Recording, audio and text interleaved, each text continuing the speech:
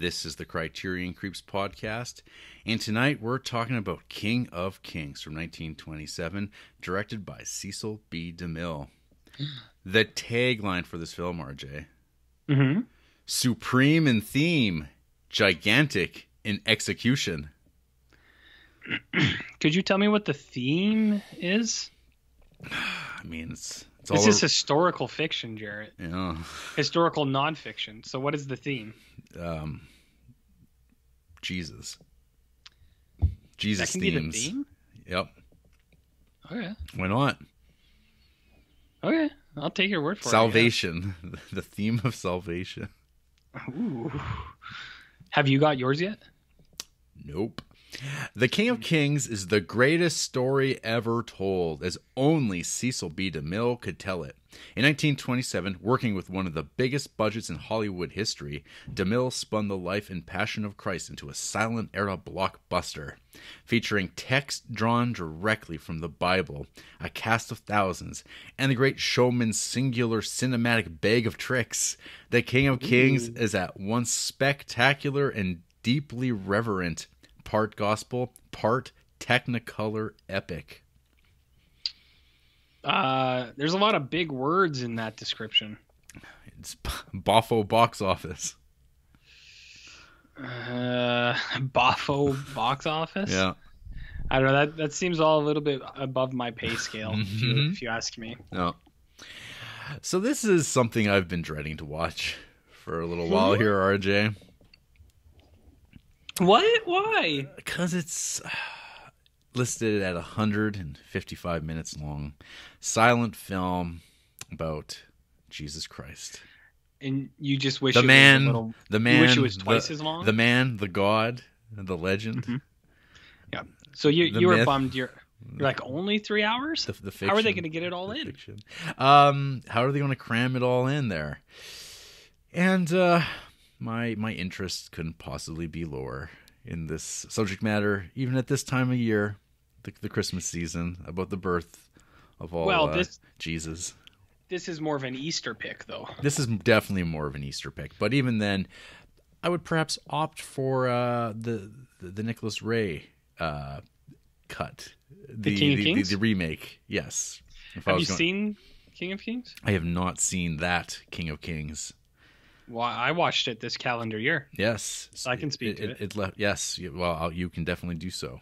But let's talk about this number here. So, sure. I mean, but at the same time, I mean, I have not much interest in this subject matter. Okay. And I've only seen like one Cecil B. DeMille, two Cecil B. DeMille movies. I know the name. He's got like one of the most director names imaginable. Mm-hmm. I don't know. Are you familiar with Cecil B. DeMille? I have seen 10 Commandments. Yep. I have heard of Samson and Delilah. Yeah. I'm seeing now that he has a 136 silent film of the 10 Commandments, which I find very intriguing.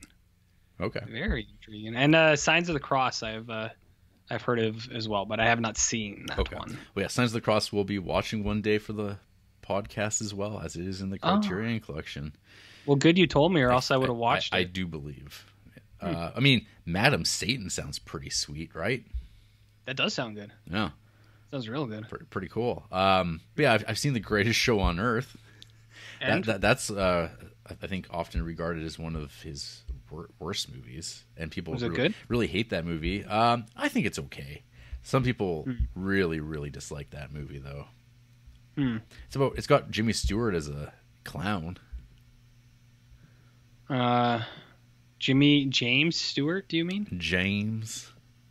Interesting. And yeah, and everyone's seen that 10 Commandments. It's a great Easter tradition, watching 10 Commandments over the course of 2 nights on ABC on like a Saturday, or is it Sunday, Monday, usually?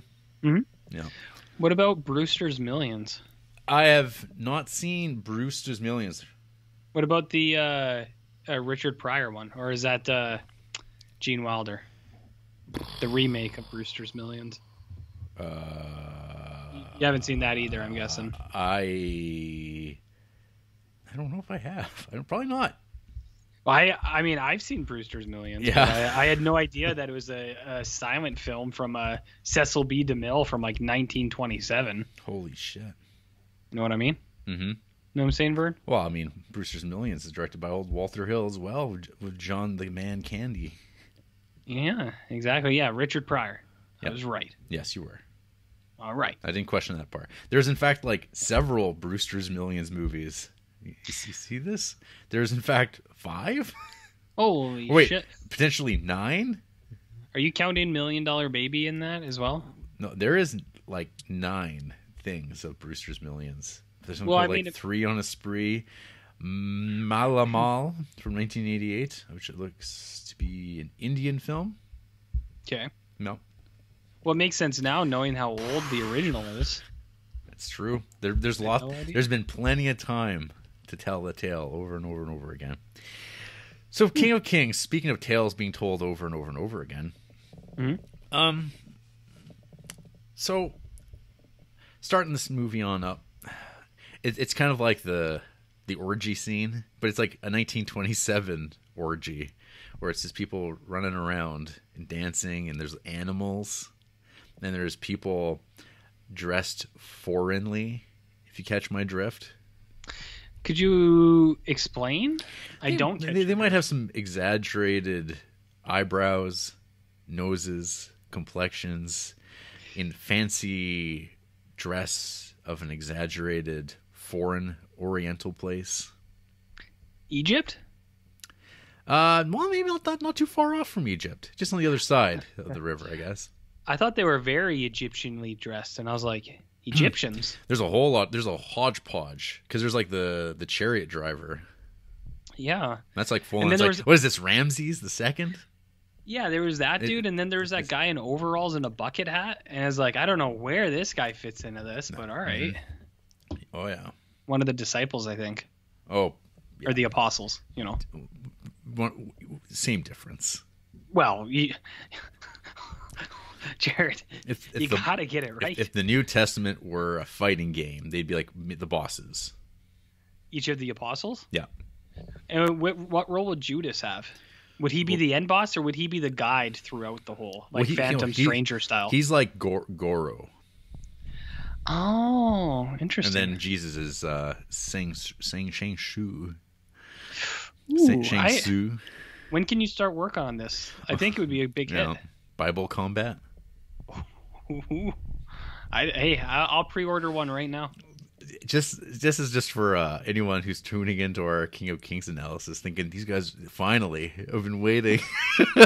You're gonna get nothing like that. So I got some factoids, RJ. I got some things fresh off of Wikipedia.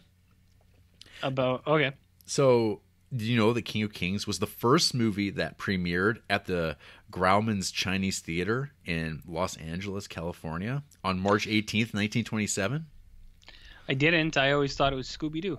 Remember when C3PO was hanging out there when Star Wars opened up? What's a C3PO?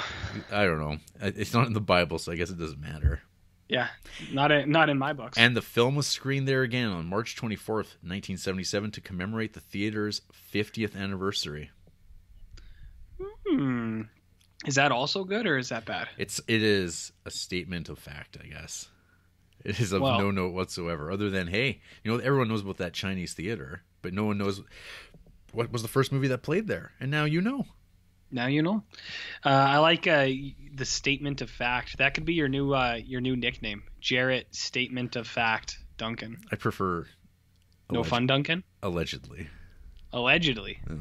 Well, I thought it was no fun. Jarrett Duncan. Allegedly. Allegedly. Okay, that works. Another fun one for you. Writer Ayn Rand. You know about Ayn Rand? The Fountainhead. That's right. She was an extra in the film. And met her future husband, Frank O'Connor, on the set. Who's Frank O'Connor? Her husband. I know John Connor. Yeah. From T2. But not Frank O'Connor? No. I know Shane O'Mac. Mm-hmm. That's interesting. I heard Zack Snyder was going to make a Fountainhead movie. Would you see it? Whew. Ooh, Okay, we'll table that for later. Yeah, we'll table that for later. Yeah. What else we got here? So, how was The King of Kings received? Well, it received rave reviews. Oh, nice. The Film Daily stated, "There can be said nothing but praise for the reverence and appreciation with which the beautiful story has been developed. The King of Kings is tremendous from every standpoint. It is the finest piece of screen craftsmanship ever turned out by DeMille." Photoplay described the film as Cecil B. DeMille's finest motion picture effort and thought he took, quote, "the most difficult and exalted theme in the world's history, the story of Jesus Christ," theme, RJ, and transcribed it intelligently and ably to the screen. Norbert Lusk of Picture Play believed... Norbert Okay. Lusk of Picture Play believed, quote, "The King of Kings is Cecil B. DeMille's masterpiece and is among the greatest of all pictures. It is a sincere and reverent visualization of the last 3 years in the life of Christ, produced on a scale of tasteful magnificence, finely acted by the scores in it, and possessed of moments of poignant beauty and unapproachable drama. This is a picture that will never become outmoded." Interesting. I am still very confused by what they mean by theme. Okay. Like I don't think I'm not trying to be like. I mean, amongst us. About this, it's just like, what do they mean? I don't get it. Amongst us, you would be, I guess, the most theological of us. Well, I'm definitely the authority in the matter. I'm confused by the use of the word. You know, like what the theme? What do you mean theme? It's a story. It's the theme. That's all there is. There's no theme. What else? What else do you got to say? Well, I guess I should talk about my take on King of Kings. So King of Kings is the story of Jesus Christ. You know about this guy? You know about this Jesus? I mean, I've heard about it once or twice. So yeah, it opens up this orgy. Remember so there's the orgy. We get Mary Magdalene, sure, the prostitute, and she's being merry with these men folk. And like there's a lot of like hijinks. It's very loose. It's very morally questionable what's going on here. Maybe they need a little bit more of a stronger hand. Maybe they need to bring back God, not being living so materialistically. I don't know. But then they start hearing these stories about this bum carpenter out there in the streets healing people. Yeah, I heard about this guy, who had a lot of crazy ideas about peace and love, Jarrett. Yeah, that's right. That's right. You know that guy, right? That's yeah. So his name Jeff? Jeff, dating your mom or something? Jeffy. So yeah. She's like, "Oh yeah, I'm gonna go check out this guy for myself." And she goes and takes the Uber. Ramsey's second. She hops in there, goes for a ride down to the streets. We get this like mob of people. We get like a little scene of a kid who's like, or we have a blind kid. We got a kid who walks away who's like, I was on crutches and a cripple, and now I can walk around. And I believe we are led to believe this is Mark. Correct? Is that Mark? The Apostle Mark? The writer Mark. The book of Mark. Oh, I see. Yeah. I just know the Book of David, that movie that came out like a year or two ago. I Do you remember that one? There's lots of books. Yeah, there's lots of books. Yeah, okay, so that's Mark. The Book of Eli is my favorite. Ooh, that kid, he was blind too. That was spoilers, RJ. Jeez. Ain't no one give a shit about that movie. It came out like 19 years ago. Nobody cared then either. Yeah. Well, that came out on Christmas Day, my friend. Wow, look at that. On Christ Mass Day. I better double check that. So we get in. So there's a big build up to the face of Jesus. Oh yes. What did you think he looked like? A bearded guy, like a bearded dude. So what do you think of what is his name in this movie? It's like the actor's name. Do you remember it? I didn't look up the actors in this. RJ, come on! I thought you were a good believer that you worship this shit. In the good book, not in the. Sorry, HB. I knew it was like HB Warner is HB Pennypacker. Oh, okay. Everyone knows him and loves him. HB. Yeah. So he shows up and he looks just a little off. He looks a little funny. It looks he looks like an actor playing Jesus. He has a striking appearance. I mean, it's not as seamless as, say, a Jim Caviezel or a, I don't know, who's another good Jesus out there, Jarrett? You know them all, right? You know them all? Yeah, not as good as Jim Caviezel. I don't know what he has a striking appearance. This guy, striking, to say the least. You know what I mean? Huge. Let me see. Okay. I'm going. Okay, you're looking things up. So you get introduced to him, and there's quite a build up. A lot of characters are looking at Jesus, and there's a lot of quotes coming at us, all cited properly. Some nice footnotes, so when you can follow along with your own Bible as you watch this movie in complete darkness, watching like in all of awe as the screen is lit up with the light.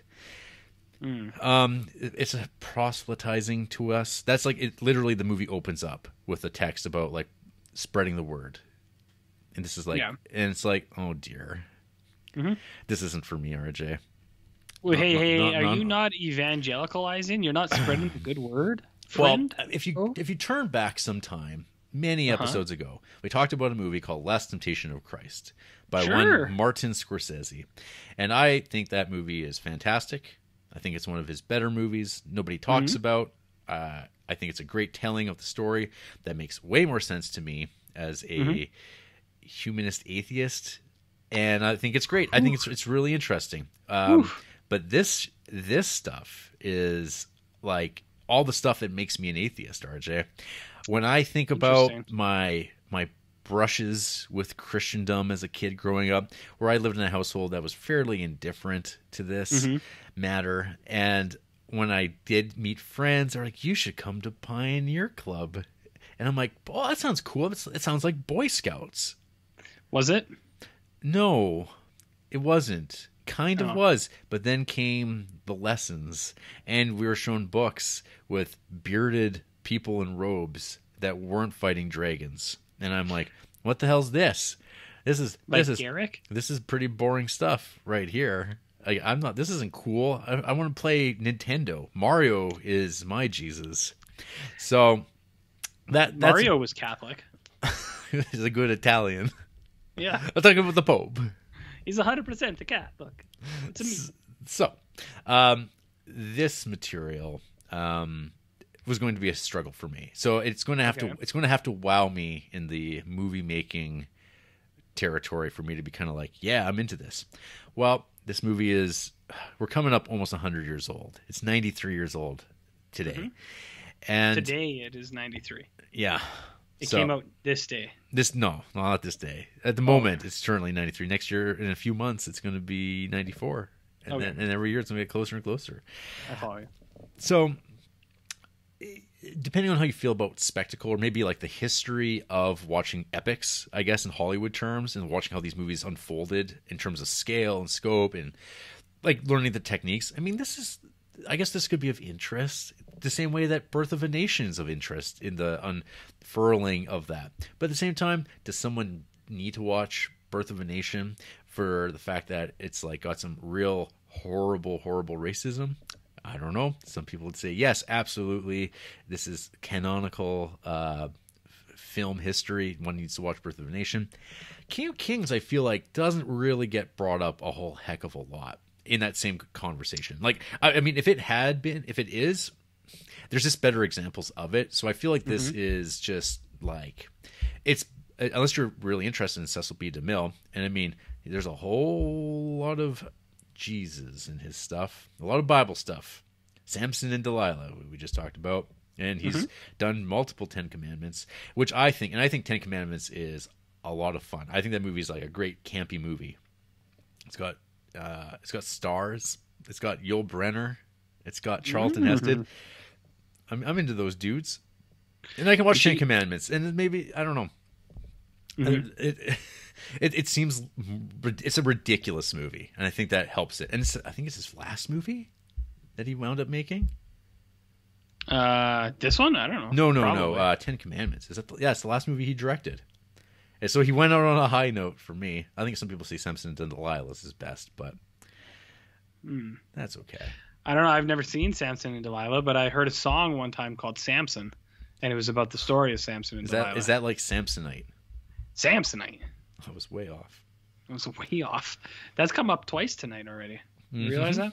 Yeah. You realize that? Fine. You think anyone else knows? That's fine artisanal film craft right there, though. That one is. That one's one of the only actual ones. So, King of Kings, you get the telling of Jesus. I feel like you can get the telling of Jesus in a lot of places. Is this a go-to for a delivery of that telling? Is it an interesting story in this presentation? Is there enough here? The DVD, or at least the Criterion channel, it has two options.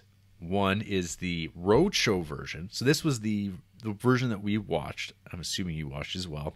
The 2.5 hour version. That is like the full experience that premiered at the theater. And then there's the general audience version, which is the one that's been shown everywhere else. The one that most people watch, which is a reasonable hour and 52 minutes. I did not watch that version because I couldn't imagine, after watching what I watched for 2.5 hours, I didn't want to do it again to find out definitively. Someone maybe can do that for me. Someone can tell me, oh, don't ever watch that overstuffed thing, because holy crap, like, Judas gets his 30 pieces of silver, like, what, with over an hour to go? It's like, what the fuck? Like, come on. Like, what's going on? Pacing. Well, I mean, you just totally glanced over Lazarus. Yeah. I mean, how's that for pacing? He was dead. Dead? Jarrett? He was dead? He was dead. He was dead. Can you believe it? I cannot believe it. Stunned silence. Yeah. Unbelievable. Yeah. Yeah, no, I'm following you. What else you got? What else I got about this year thing? Yeah. I'm trying to think of highlights, I guess. I'm having a hard time. This movie fails to hold my attention most of the time because it's a whole lot of the same thing over and over and over again. And I keep thinking the whole time, I could be watching Last Temptation of Christ instead. Or DS9. Or DS9. And I could be being like brought in with like Peter Gabriel's score. Being like, hey, it's Harry Dean Stanton. Hey, it's Harvey Keitel's Judas being intense. Willem Dafoe being like so charismatic. And I don't get any of those things. Well, I think Martin would tell you that Off the Shoulders of Giants, Jarrett. Right. Because sure. I bet this is one of Martin's favorite movies. Well, when you didn't have any other choices, I'm sure it was great. Wow. Yeah. This guy is King of Kings. So I don't know if this is a picture that will ever be outmoded. I don't know if I agree with that statement by old Norbert Lusk, because I don't know. Tell me how you really feel. I feel like I have. I'm indifferent to this stuff. Sure. One could argue that it's offensive in its existence, but that's whatever. That's the world we live in. It's offensive. Yeah. Okay. Yeah. I'm not gonna pry. No, you don't need to. Yeah, it's whatever. I do think genuinely that there is some questionable depictions of the Jew and the Jewish faith in this movie. There's some pretty this feels like this is the 20s, and you look at these characters and it's like, oh, so this is Jerusalem, and the bad guys conspiring. The Romans, right? They're all like very clean cut and handsome in their depictions.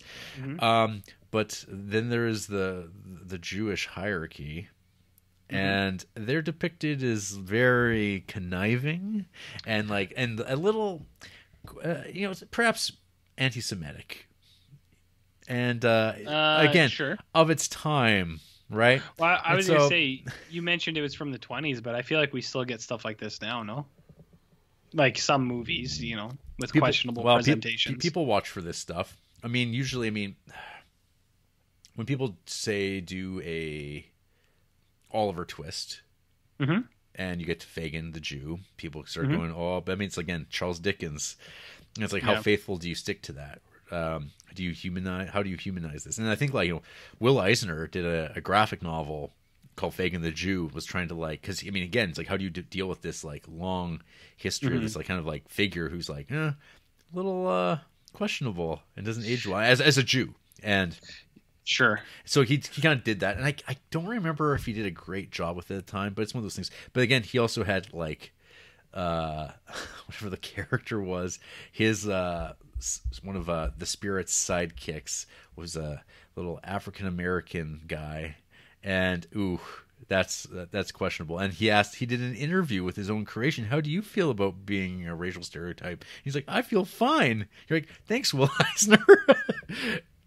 Again, well, isn't that just press, like how we see every, well, not anymore because movies don't exist, but every interview ever, it's like actor A says new movie B is his best film ever, and it's like, interesting, right? Interesting. Dickens, eh? What the Dickens? Dickens. Do you think Dickens was circumcised?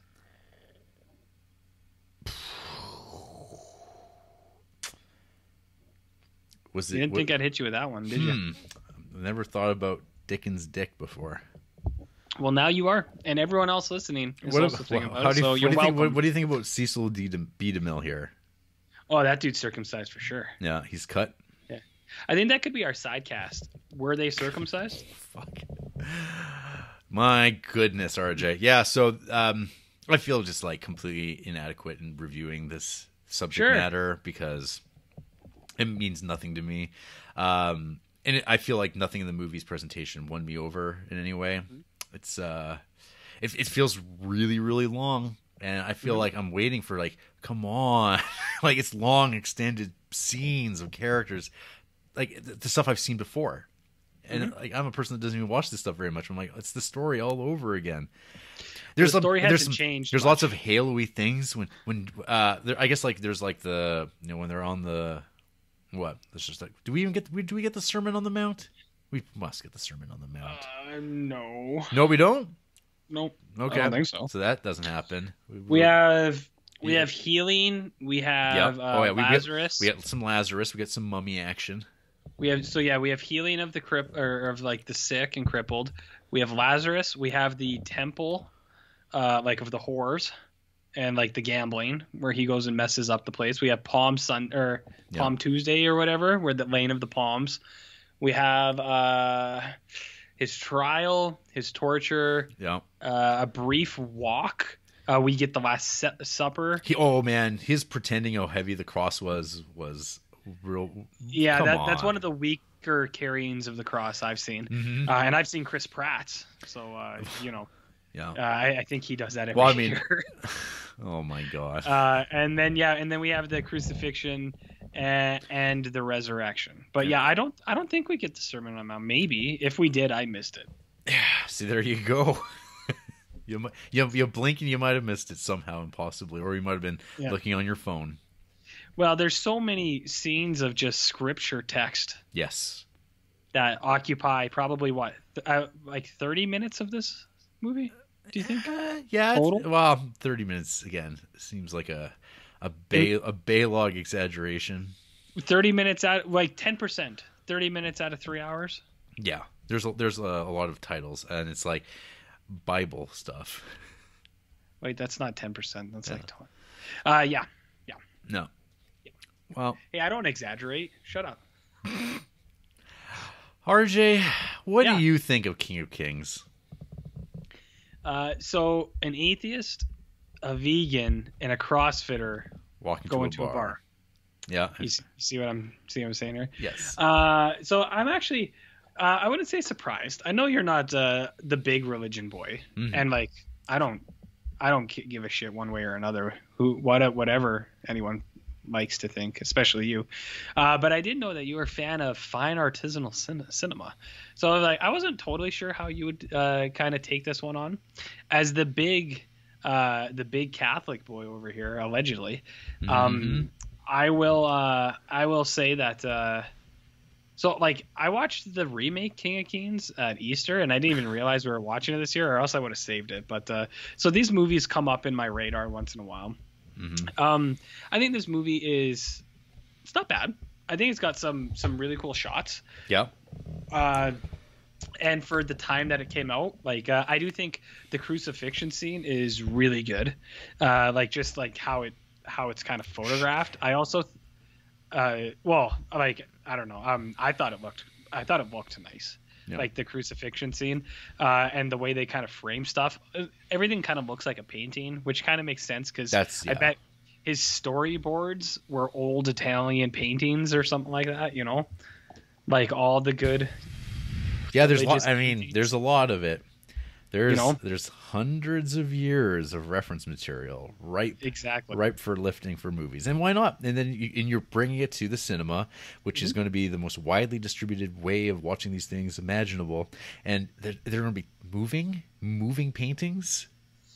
Yeah, but what they do a lot too is they freeze frame it, right? Like, or they don't actually freeze it, but they just hold the pose. Like, so the Lazarus one, like that's very picturesque, where it's like where he has his halo and he's like kind of pointing to the corpse. He just holds it for like a minute because it's like that's probably a painting that Cecil B. DeMille liked, and like I think that looks nice too.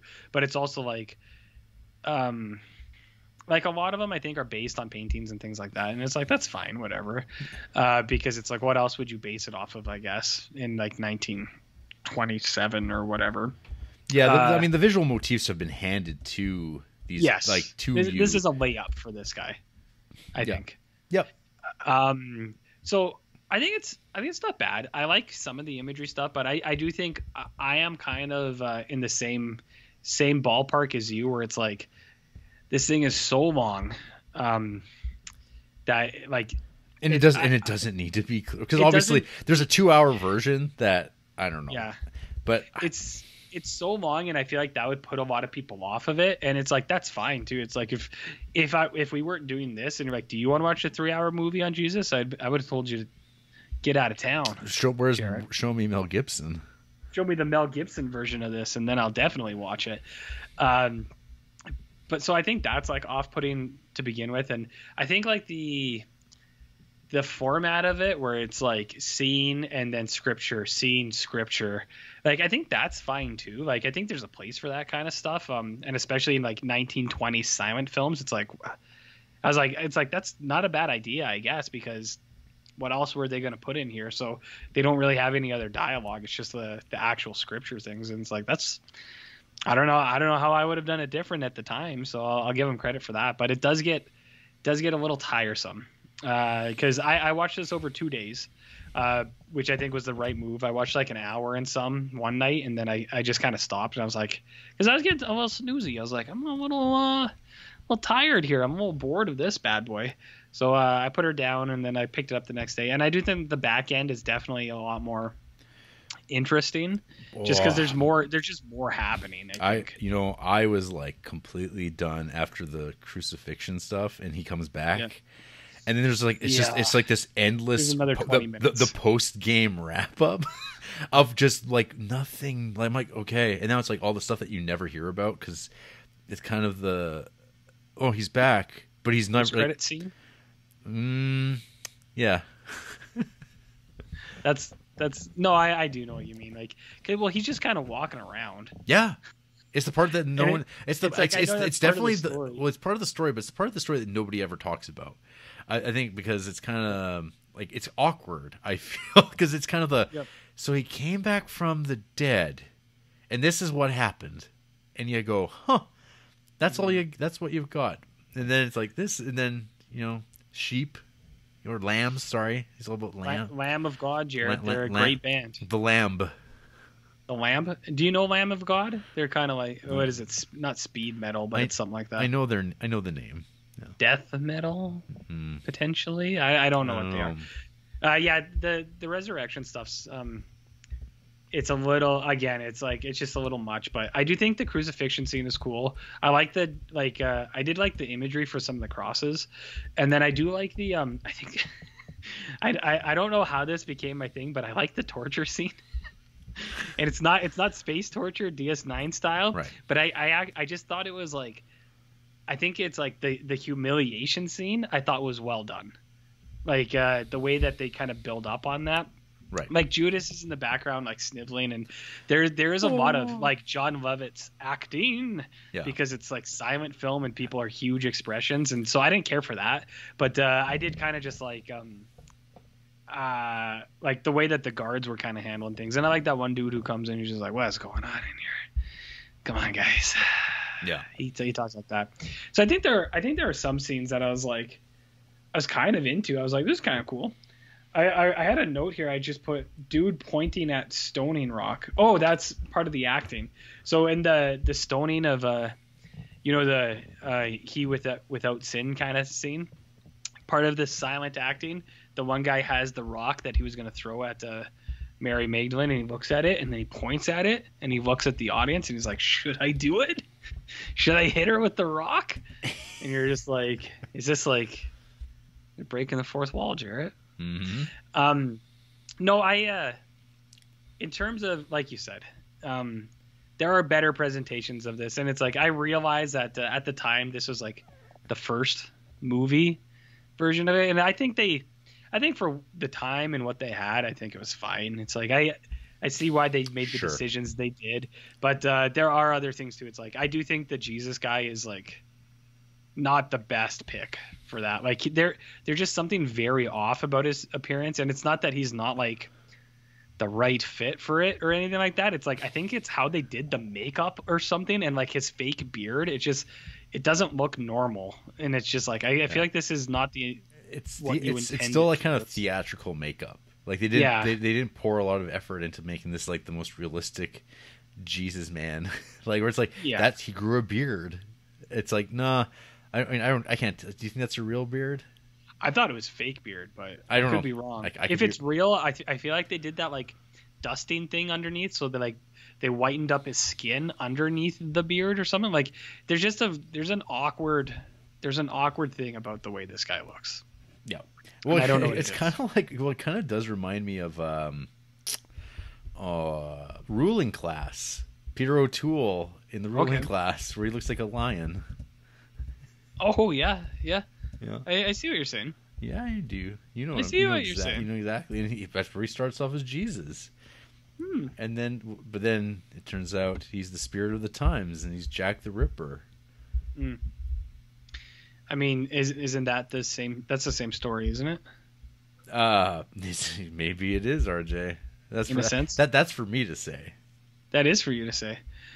No, yeah, like I don't know. It's I think it's fine. I won't ever watch it again, which I know isn't like the best like measure of that's the quality of a movie. Well, that's about like 90% of the movies we watch.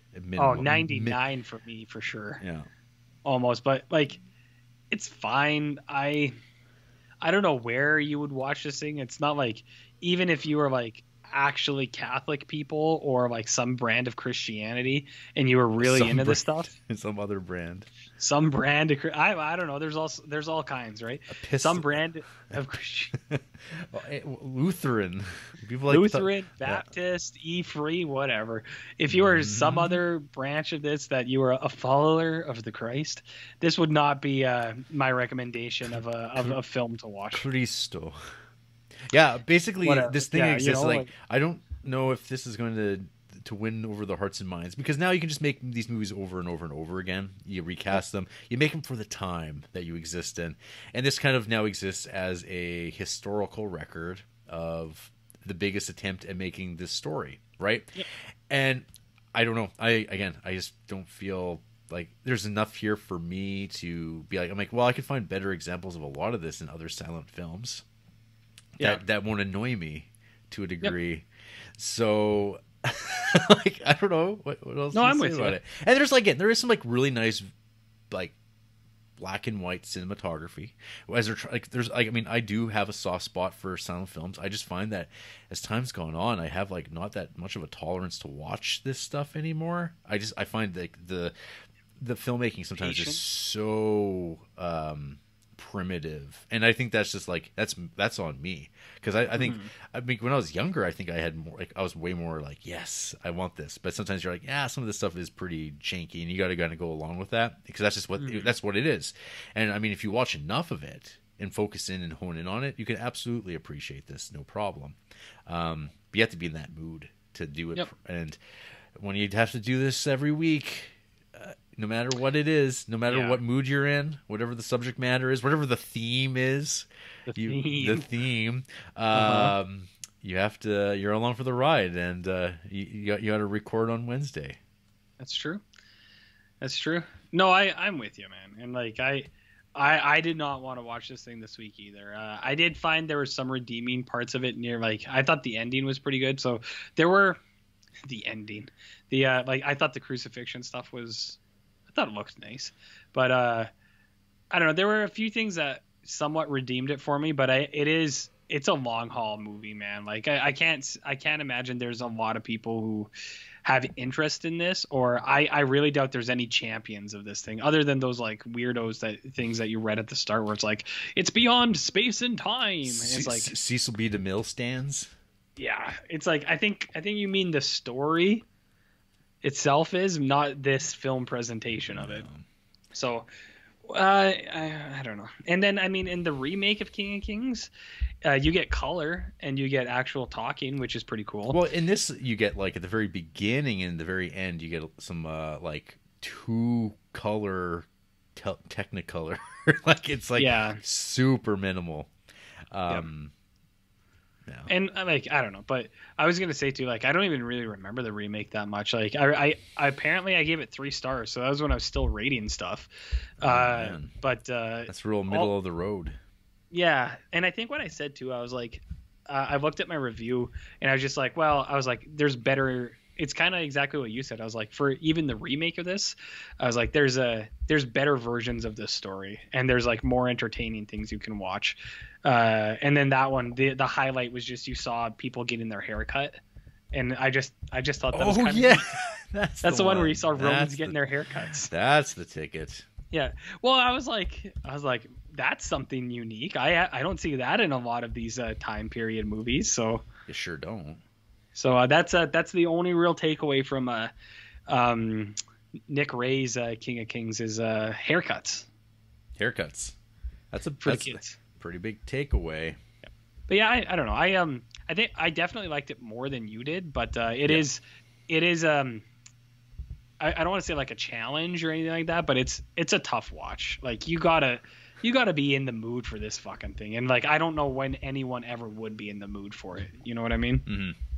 Even a big religion boy, like I can't see. Yeah, I mean, I think the failing maybe for me, like based on my experience of watching it, is that I mean, I know I've been like kind of temporarily won over in these narratives of Jesus, so it doesn't rule it out. If it's told well, it's a well told story. And like, so I mean, like Last Temptation of Christ, I think is actually a really good movie, and I'm like, this is like one of the best presentations of this story that makes sense. This movie assumes that you were already won over, and I don't think it's trying to like make a case. I think it's a failure of proselytization. Besides, like you'd have to have someone there like walking it through, because people could watch this and be like, "What do you mean it's real?" And they go, "Yeah, it happened a long time ago." You know, what does that mean? Why are all these people in this part of the world white when they're not? They don't look like this, but you know. That's America. Well, that's Hollywood, baby. Jim Caviezel, what is he? Baby. Because he was pretty convincing. Yeah. I have you ever seen that picture of that like the what is it called? The reconstruction of what Jesus actually looked like. Have you ever seen that? Yes. I like that. I like that image. Mm-hmm. It's kind of got like a little poof of hair. Nope. He's a little like caveman looky. Mm-hmm. Because he's got like a big brow ridge, and it's like, yeah, that's probably what that dude looked like. Because I don't know. He used to look like a guy. He's just like a dude. But you know, it's what it is. It's a business. It's a business. Isn't it all a business, Jarrett? It wasn't always. It's one of the actually at one point, Christianity was definitely not friends with capitalism, but like all things, capitalism won Christianity over. Well, that's kind of like, Jarrett, do you remember that film I watched this Creeptober, Stigmata? Mm-hmm. And the message of that was that the proclamation of Jesus Christ was that if you want to look for his church, just look all around you. And the big message was you don't need a church to praise him. He is risen around you. But the church was stifling that because it's like, hey, don't send people away from the church. We need that. I need their cut gabagool. The gabagool. We need a little bit. Hey, there's Carmine. Carmine. Not Carmine. Carm soprano. She was a big religion boy. That first season, she's got the priest in her house. Yep. He's being real weird. Very complicated. Very complicated. I think the big father. They're always heating them up ziti and stuff like that. Yeah. So everything's coming back to a head. We brought this up in the preamble, and it's coming back. Always does. Back to Tony S. Time is a flat circle. Would you like to hear from people who hated King of Kings? I mean, you know where this is all going. Like it's all part of the the greater narrative. Yep. Okay. So 1.5 stars from Brian Bell. Okay. Palestinians sure were white 2,000 years ago. Oh, come on. See. And like the thing about that too, it's like, yeah, I know Jesus wasn't a white guy. He looks like that Neanderthal looking dude. But it's not about that though, RJ. It's I know. And they know that. They know. We all know it's not part of that. We all know that. But his issue is with 1920s Hollywood. It's not RJ, it's about white supremacy. Well, it's funny you say that. One of this guy's favorite films is A Clockwork Orange. How many non-whites are in that film? It's about goons. It's about hooligans. How many non-whites are in that film? There's nihilists. What about Network? How many non-whites are in that film? Do you see the point I'm making here, Jarrett? Mm-hmm. He also gave Birth of a Nation 1 star, which is like, I understand that people don't like that thing. I've never seen that thing. Yeah, I mean, I have no input. I just know that it's not good. Man, that is also talking about long movies. Big old chunky boys. That's one of them. Ooh. And that has some grotesque racism. The Ku Klux Klan are heroes in that picture. Oh yeah, they're gallant heroes. So that's a different thing altogether, I think. This is just watch it. This is like yeah, I mean, people just whatever, like the Jesus paintings in people's houses. You look at it and you go, "Oh, look." And then people make the same joke cuz internet. So, anyway, leave that one alone. I feel like it's like, just don't even watch it then if it's like a racist, like, old piece of shit, This dude loves old movies though. Okay. And they gave Portrait of a Lady on Fire 5 stars. So how many non-whites are in that film? It's not really the point, RJ. Is that not the point of no, it's not, because those are they're depicting people from a country and then they're making them white guys rather than movies about white people. That's a difference. Oh, wow. Cavill. Henry Cavill? Yeah, maybe. Superman? Maybe. 1.5 star, not a fan. I got so bored to the point where I muted and started playing my own playlist over it. I mean, it's a silent film, so it kind of works. I mean, yeah. That's the thing with silent film audio scores. This one's not bad. No, I thought it was fine. Yeah, I mean, if that's how you are, just don't watch silent films then. Yeah, I mean, who's stumbling across this in 2018 in February? Well, exactly. And this person gave Summertime 5 stars. Wow. Something wrong over there. And they gave Fight Club a 0.5 star. Interesting. Jonathan, last one here. Oh boy. Okay. 2 stars. This one checks all the boxes. Is it okay? I won't even say it. Yep, just go.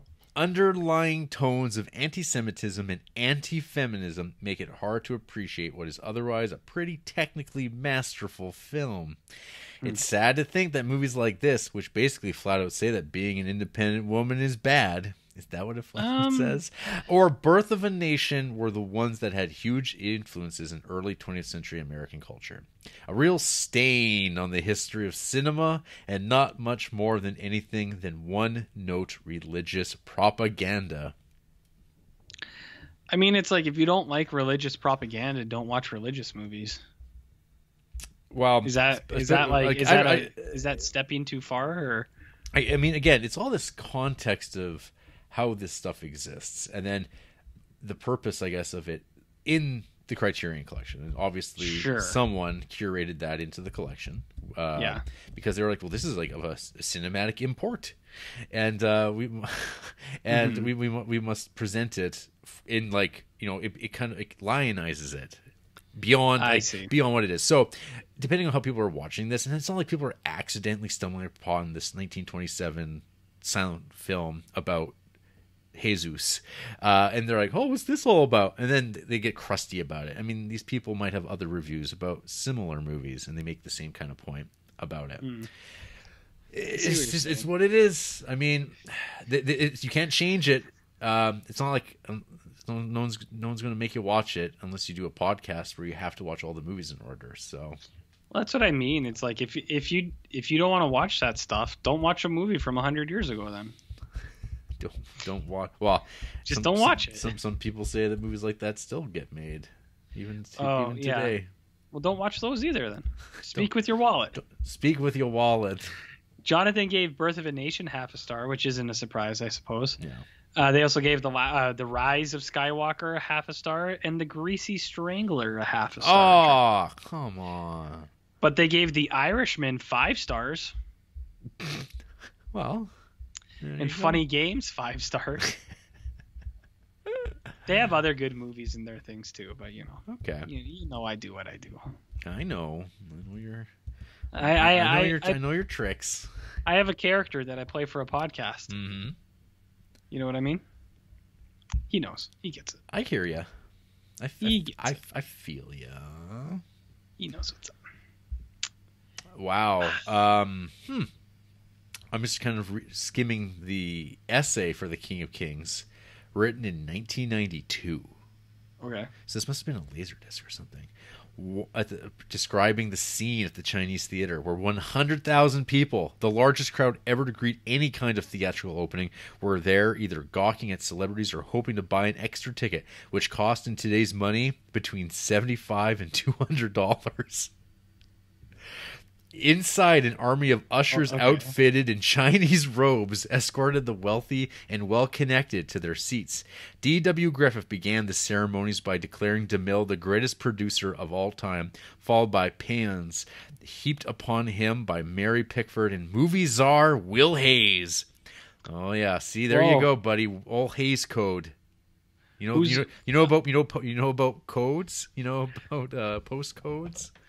No, well, I do know about that stuff, but movie czar is an interesting thing that I've never heard of. Sounds cool. Well, there's good old Creepsville had a film czar for a time. Maybe that position still even exists somewhere. Oh. The audience even had to endure a half-hour prologue, Glories of the Scripture, before the curtain went up on DeMille's latest spectacle.